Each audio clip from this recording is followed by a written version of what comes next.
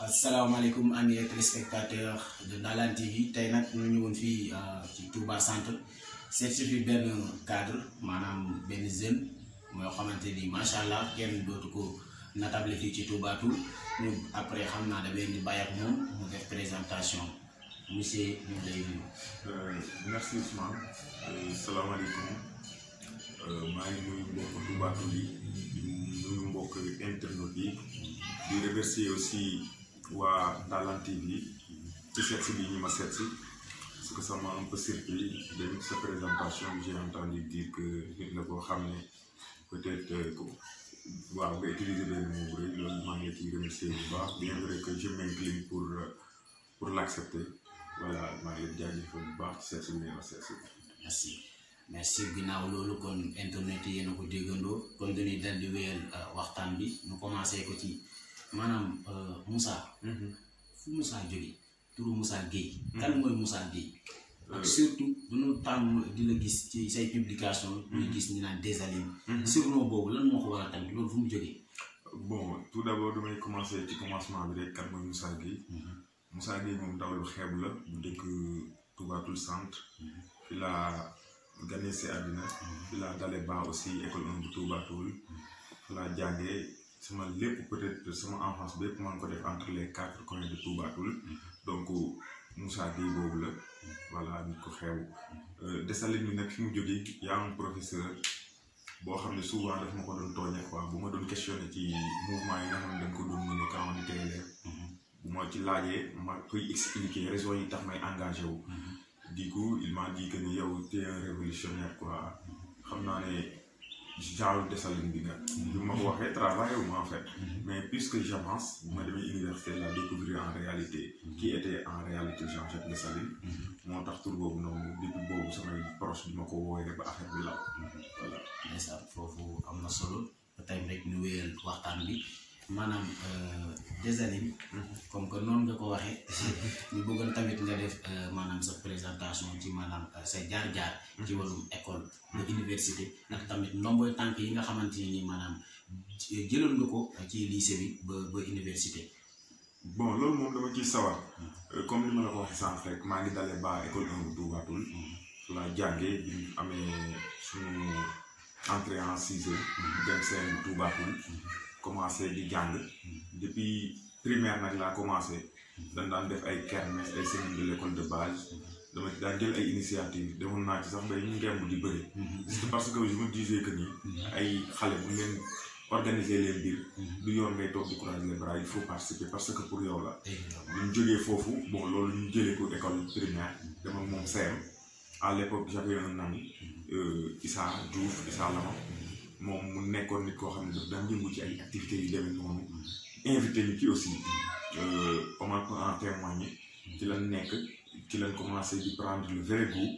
ba bi ñuy dem lycée jógee bi nekkee lycée nag ci la affaire gën a amee révélation parce que ci lañ commencé di lire di comprendre courant littéraire yeeg nit ñi nan lañ daan xeexee affaire boobu nag commencé dugg ñu ñuy participer ci activités yu bëri club histoire et géographie tey jii ni mu taxawee lycée de Touba Toul c'est grâce à nous parce que y avait un ami Insa Samb boo xam ne moo comprendre idée bi ñëw proposé ñu ko ñu porter le combat commencé di yëngu ci gouvernement scolaire occupé ba ay responsabilités di participer ay Aînés en herbe aussi parce que dañ doon bëgg à chaque fois luy participer ñu bokk ci ñi nga xam ne ñoo ciy jiitu ci lañ commencé dem di gëstu di seetaan ay Télé France 24 ou téléphone ou Twitter pour xam liy xew ci àddina bi yàlla ndamal ñu ci aussi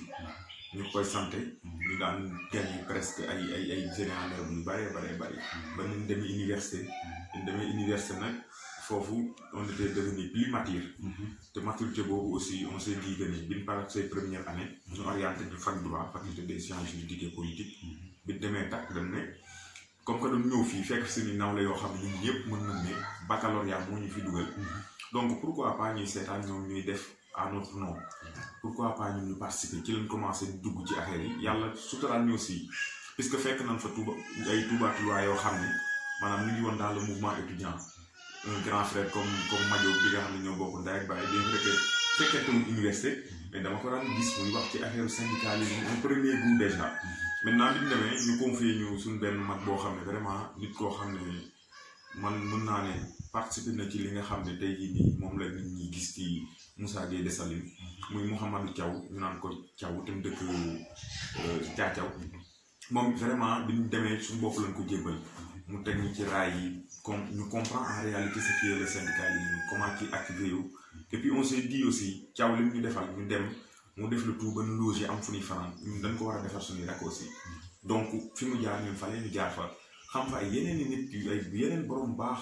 ci lañ commencé di participer di occuper ay responsabilités ba tey jii di mën nañ ne macha allah daal ñuy occuper ay responsabilités fële ci Cheikh Université Cheikh Anta Diop bu Dakar. waaw ba tey rek ñu wéyal waxtaan bi yow moom Moussa koo ne Moussa Dessalines fii ci Touba Toul ñëpp xam nañ ko muy nga siiw lool surtout ci warum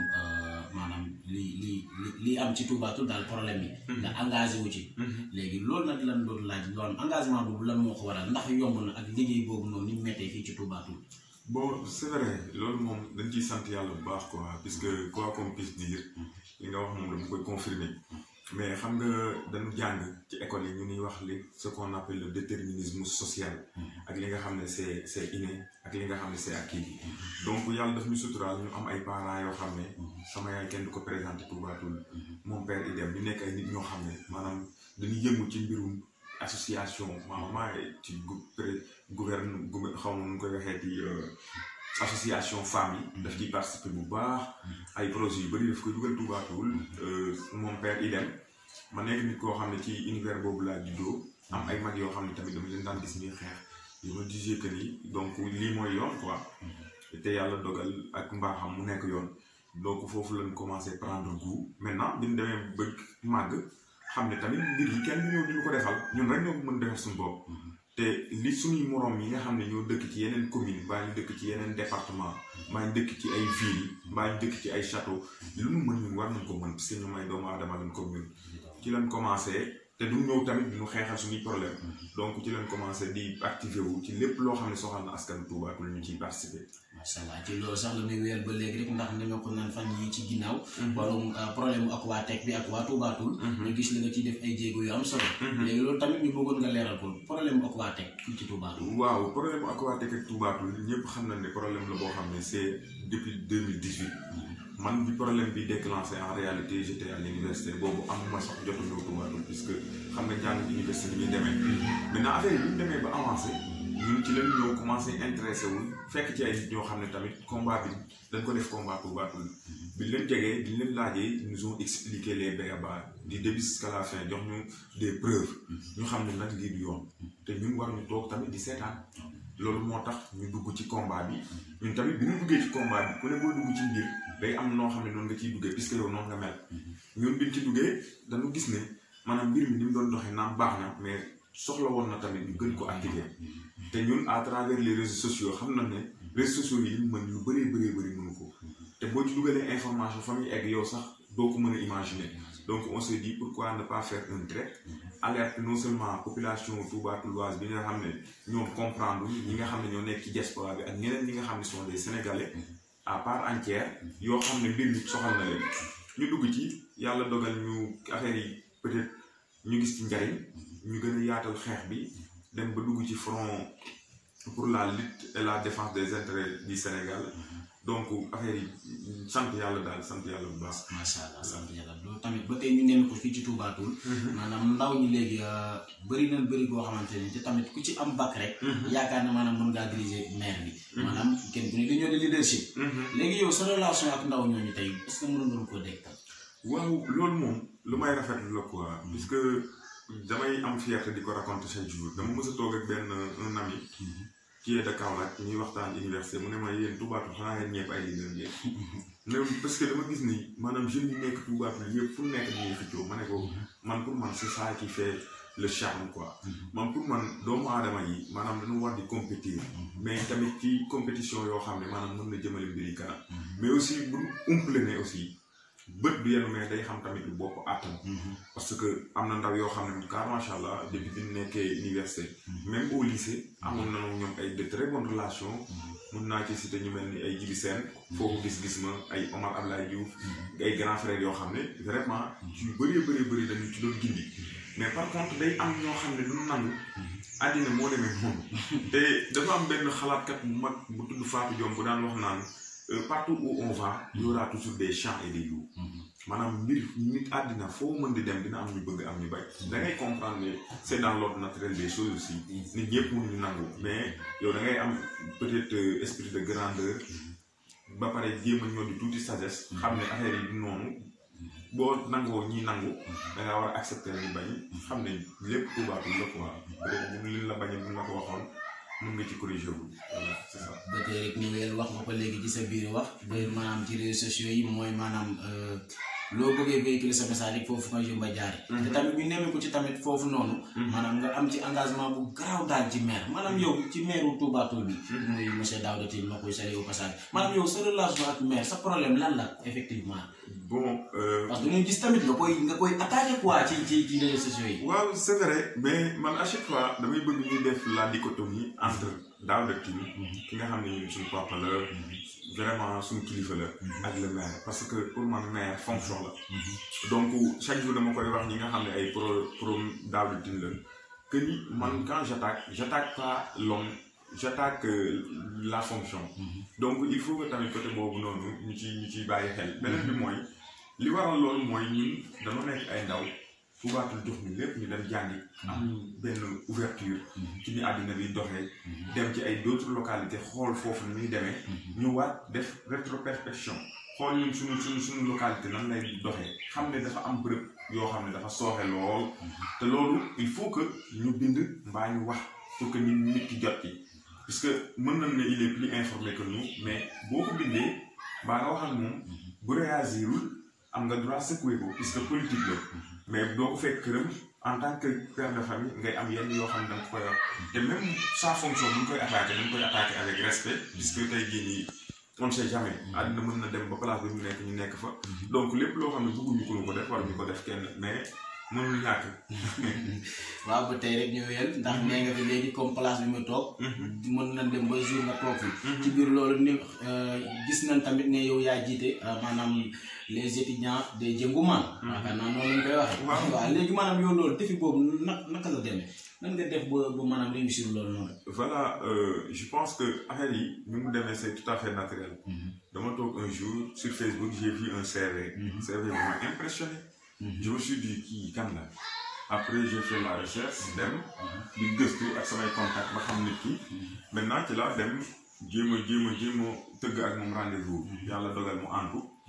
bi ñu demee ñu toog ñu waxtaan ma ne ko man su CV def ma impression nit kooku mooy Boubacar Camara ancien directeur des douanes maintenant bi ñu demee waxtaan l'homme non seulement xam nga am na comme li waa ji doon wax livre yoo xam ne dañuy trahir par leur contenu ak livre yoo xam ne dañuy trahir par leur titre mais moom contenu des titres bi dafa conforme ñu ne pourquoi ne pas s'engager puisque bi ñuy engagé wu dafa am baax boo xam ne dafa ma ko waxoon ma koy dénk ndaw yëpp mu ne ñu dans la vie quand on est jeune surtout instruit il faut chercher ces trois choses d'abord mu ne il faut s'informer se former ba pare mën a affirmer wu mais pas mal de jeunes li ñuy raté mooy parfois dañuy sauter phase formation parfois duñu informé wu ñooy bëgg a affirmer wu te loolu ça devient un peu difficile mbir boo ci bëggee peut-être di ci wax ñu jox la ci cër il faut nga jéem a gëstu loolu moo ko waral maintenant bi ñu demee gën ci activé wu ci aussi à l'université tamit ñu yor fay ndombo tànk xam ne tamit c'était un ancien étudiant en droit jaar l'université Cheikh Anta Diop am lu mu fa def benn journée d'excellence en tant que le président de la commission de relations extérieures des étudiants de la faculté de droit j'avais fait une proposition pourquoi ne pas lui parrainer la journée comme ça mu ñëw parce que c'est un exemple de réussite puisque boo lire CV Boubacar Camara di nga comprendre en réalité li may wax nii maintenant bi mu fa ñëwee gis ñu liggéey bi ñu fa liggéey ak considération bi ñu fa jox après mu woo ñu pourquoi pas ngeen ko ñu jéem a tënk benn cellule boo xam ne c'est une association buy fédérer les élèves étudiants jox ñu ko aussi ñu accepté ko aussi avec humilité di ci doxal aussi noonu daal la mbir yi demee. macha allah ba tey rek laal ko léegi buy Boubacar Camara. donc moom bu ñu nemee ko yow fii ci Touba Toul. maanaam yow milité woo maanaam ki nga topp muy Ahmed Dieye président Touba Toul ma fierté. donc moom milité wul ak Boubacar Camara. te yow tamit ngay milité ak Boubacar Camara. est-ce que loolu tey bu ñu demoon ba maanaam élection locale yi ñëw boobaa du am problème ci yow. non non je pense pas parce que quoi qu'on puisse dire man pour man politique vision la aussi te nit tamit toppoo nit quoi idéologie nga topp ñaar nit mën nañoo bañ a rencontrer wu alors que ils ont les mêmes idéologies moo tax man bi ma ñëwee à l'échelle nationale ma ne fii laa gis sama bopp fii laay dem parce que ce que je veux en tant que jeune fa la nekk je veux m'informer je veux me former avant de m'affirmer. mais tamit foofu man tuuti foofu tamit est-ce que erreur mënu fay am parce que bu ñu demee ba élection locale tamit maanaam Boubacar Camara moom bëgg tamit candidat fii bu boobaa comment faire. bon man pour man Boubacar Camara bëggoon candidat waatul mënuñoo sauter. te bu ñu sauté wut aussi ñun mën nañ ko wax ne ko en réalité lii moo xew Toubatul puisque ñun ñoo gën a comprendre Toubatul te nit la koo xam ne il a le sens de l'écoute du ñëw ne la da ngay def lenn par force. maanaam lii moo xew Toubatul c'est-à-dire lii moo xew Toubatul. maanaam lii moo xew Toubatul foofu bu ma ko bëggee expliquer damay ñëw ci pourquoi je suis avec le mouvement Toubatul ma fierté. maanaam il faut faire aussi la dichotomie entre Ahmed Gueye la relation entre Ahmed Gueye et Moussa Gueye ak Moussa Gueye ak mouvement Toubatul ma fierté.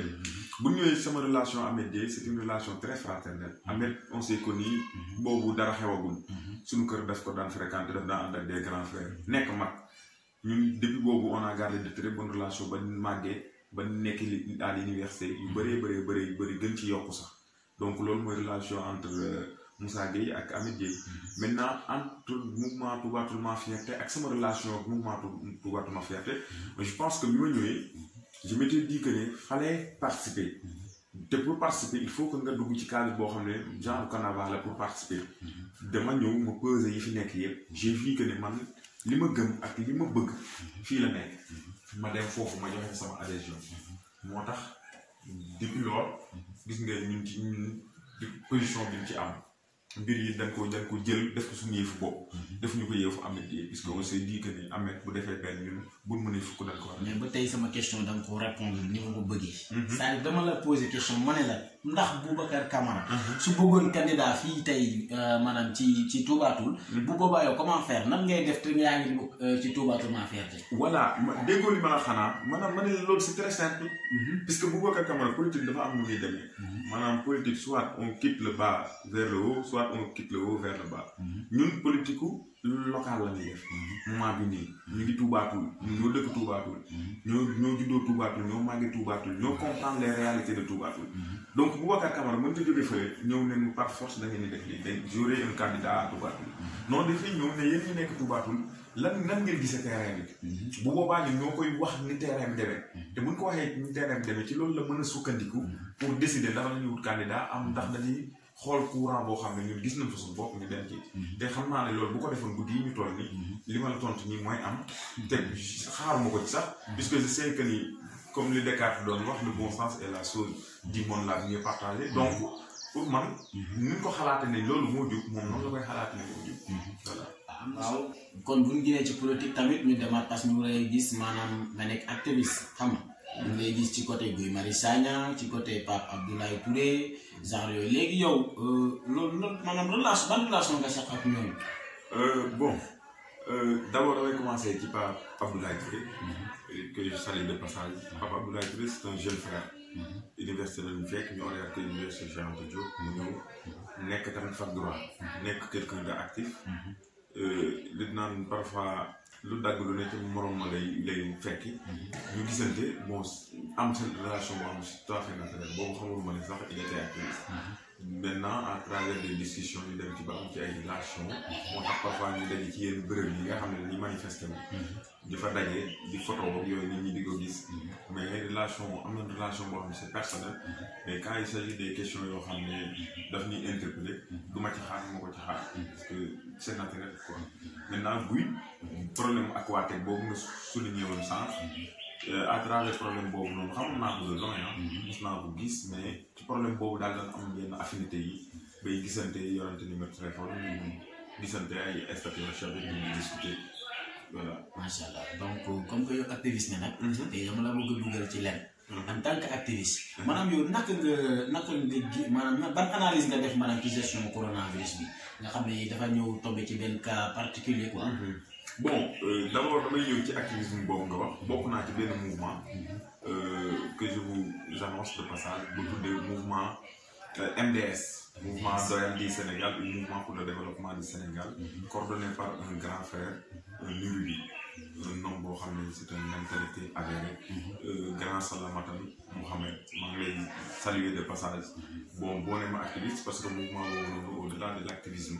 il y a un intérêt de viser.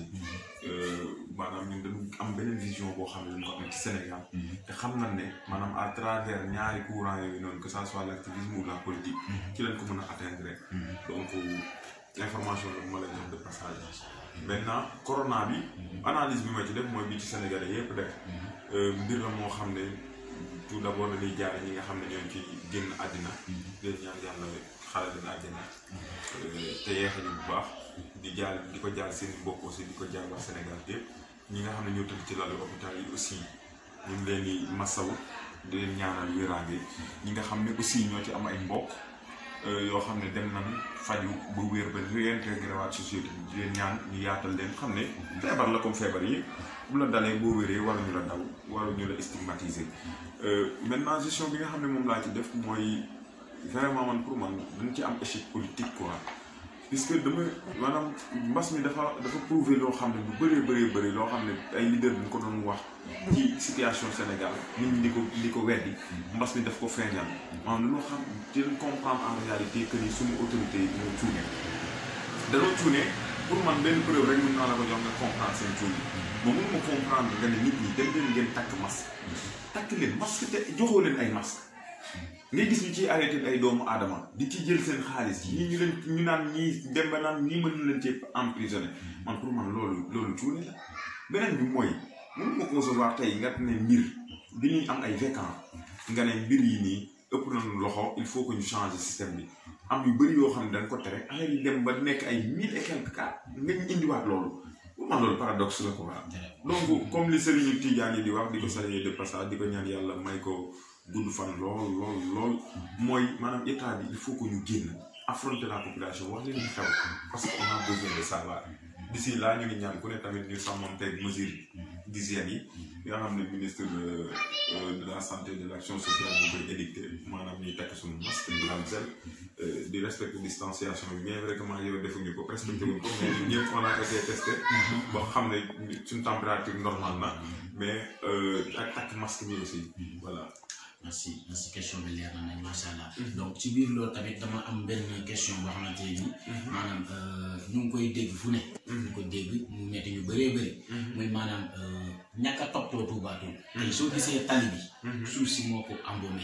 léegi yow en tant que jeune boo xamante ne nii yow xeex maanaam problème Touba Toul moo la tax a jóg. boobu ban appel nga ciy lancé ndaw yu Touba Toul wala ak autorité Touba Toul yi nga xamante ne nii tey ñoom ñoo seq loolu moom. voilà loolu moom li ma ciy wax mooy tout d'abord il faut que nous situions les responsabilités. Et pour moi, à mon niveau, les responsabilités sont partagées. Que ça soit du côté de la municipalité, que ça soit du côté de la population. Puisque quoi qu'on puisse dire, tey jii nii maanaam du ay nit ay jàmbur ñoo jóge fële di takkal mbaa jàmbur bu takkal boo ne ko lii nga def nii for ko du ko fa bàyyi tali bi ni mu mel jaaduwul te vraiment pour man municipalité bi war na am na ay moyens war nañu engagé wu ñoo xam ne dañ koy defar mais aussi participer dans l'éducation des populations ñi bi yaru bari na ñi xam àddina bëri na mais tamit ñi nga xam ne dañuy def ay mbir yoo xam ne mënu ko comprendre tamit bari na puisque man mënu ma concevoir boo ñëwee yow yor yenn lekk sa banaana ba pare pour man war ngaa mën a dox wut benn poubelle nga dugal ko fa mais poubelle yooyu tamit pour man ñi nga xam ne ñoo nekk ubbi ay cantine ci kaw tali bi war nañ ku ne nga déplacer benn poubelle nga teg ko puisque ki lay sànni mbalit ci sa suuf ci suuf loo ko dugalee ci poubelle ci dana koy gën a yombalal mais municipalité bi aussi accompagner leen ci côté boobu noonu loolu moom vraiment lu ñuy déplorer di wax ndaw yi tamit ne leen maanaam buñ ci xaar kenn puisque gars yi parfois dañuy juum naan mairie bi mais ñenn ñooy mairie bi bu doonul ñun du ñu doon ñoom bu doonul ñoom du doon ñun donc pour man relation bi réciprocité ko la quoi donc buñ leen ci xaar ku ci mën tamit nan ko def maa ngi gis benn association boo xam ne aussi dafa juddu yàggul dara muy association yoo xam ne groupe solidarité bu ay jeunes yoo xam ne vraiment ay jeunes pétris de talent yu bu ñu créé pour ne serait-ce que def ay activités ci dëkk bi ñooñu tamit ñu ngi leen lancer un appel pourquoi pas ñu jéngu xool mensuellement nan la ñuy mën di topp tali bi ak d'autres associations puisque dañuy gis ci mouvement nawetaan yi gars yi di ñëw di bale tali bi et tout voilà. loolu am na solo léegi nag ñu ngi ci cappaandawul émission bi xam naa dañuy dal di rek am benn question bu la laaj boo xamante ni tamit bëri nañu koy demandé quoi naan Baye dafa bëri tiitër Baye day staru Baye ay sanc la gëm ay nekk fu rafet di def yi Baye ñooñu lan nga leen di tontu parce que tamit soxal nañ ko tamit. Bon question bu doy waar la mais bon dinañ essayer à notre niveau jëm ci apporter une réponse puisque ñooñu man li ma leen di wax rek mooy yàlla ci jëm boppam moo ko digle quoi ne nit doomu aadama yi nañ bëgg seen bopp du dellusiwaat yonent bu jàngale ne maanaam bu nekkee ci àddina nan nekkee comme si que ni nii maanaam duñ fi mës a jógee te duñ fi mës a jógee jooju noonu man entendement lu ma ci am mooy lépp li nga xam ne da nga ko war a loo sa bopp da nga ko war a def parce que doomu aadama bi li tax nit ñi di la respecté yaa koy def li tax nit ñi tamit di la xool bay wax ci yow tamit yow yaa koy def donc buñ lay xas ci yoo xam ne pour man lu baax la moo da koy gën a yokk rek pour man xam ne mais nag Baye ñu koy wax dafa ay Baye day biiñ Baye des fois ñuy dem sax bu xaw a exagéré di wax yoon terme yoo xam ne rus naa la xaw fi ñu toog il faut que nag ñu wax ko mais mooy loolu biiñ moom ay biiñ ay déficient yooyu noonu xam biiñ moom vraiment bon bu may biiñ émission bi dina ko génne puisque man commencé ba léegi xamoon ma ne question bi dina ñëw te j'espère bien que ni biiñu ma mais nit ki maanaam xoolee ko ni mel rek parce que yàlla tamit mooy bind doomu aadama yi parfois nga gis mbir ci moom yaakaar ne peut-être défaut la baax moom moo ko tay alors que noonu la ko yàlla bindee man comme j'ai l'habitude de le dire je suis le sosie de ma maman donc amul benn jikko mbaa benn comportement boo xam ne dama koy yor te dama ko war sama bopp boo xamee ne yaa ngi nga xam ne man voilà lépp forme ko quoi. merci beaucoup nee na loo forme réer waaye loo gën mu dëgër. kon ci la ñuy jaar rek xaw a commencé tàggatoo. xam naa mu lay bàyyi nga tàggatoo lii parce que daanaka li mu joxoon ci temps. mët na mu lay bàyyi nga tàggatoo maanaam bu ko internet yi lay seetaan. bon tout d'abord du ma def lu dul santaat yàlla bu baax. santaat yàlla julli ci yonent bi sant suñu wasila aussi am sa Mbàkke borom jaari batul maraax yi ñaan yàlla guddal aw fanam ak bépp kilifa diine commencé ci Sëñ Muntaxa di leen remercier ci li ngeen def mooy def déplacement ñëw seet si ba suñu kër loolu moom am naa ci mbégte te yàlla rek moo ko xam ni mu toll yàlla na leen ko yàlla fay beneen bi mooy di saluer li ngeen di def aussi parce que on a besoin aussi jeunes yi ay révélation am waxuma sama bopp mais am na ñoo xam ne tey jii nii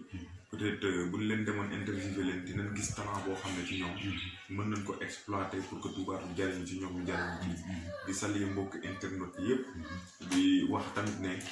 Ndaanaan TV moom ca kaw ca kanam rek yal na leen yàlla may ba ngeen dem ba nekk ay télé yu concurrencé les télé les plus suivis au Sénégal di leen wax tamit ne wax ji bu amee leen loo xam ne ci dëng rek jàpp leen ne suñu jëm yi xeebu yi la bu amee leen lu ci jub aussi jàpp leen ne mbaaxu yàlla la di ñëwaat ci li ma la waxoon sànq rek ci affaire li nit ñi wax naan nii la mel ak nee la mel yàlla boo demee ci wàllu xaar dafa am lu am solo luñ ko terminé mu ne fa amaa bi nekk mati rab bi ka fa xadis mu ne doomu aadama yi su ma leen jagleelee li ma leen jagleel na ngeen ko wan yàlla war la mën a may nga mën a sol benn Lacoste boo xam ne ça coûte 10 000 francs nga ne danga ko sol ba pare ne danga koy nëbb non danga ko war a wane nit ñi gis ne lii yàlla la ko defal loolu ci xeetu cant yi la bokk quoi voilà c'est ça macha allah ñu ngi kon am contentement bu mag a mag ci ñëw yow waxtaan ak yow parce que comme ni ñu koy déggee souvent rek waxtaan ak yow chaque jour di leen ci jëli njëriñ macha allah di ci kontaan bu baax a baax di leen jox dig daje te xam ne lu nuyoo tàggatoo te tàggatoo jot na di leen jox dig daje bu ci beneen numéro fii ci Ndaanaan TV jaa ngeen jëf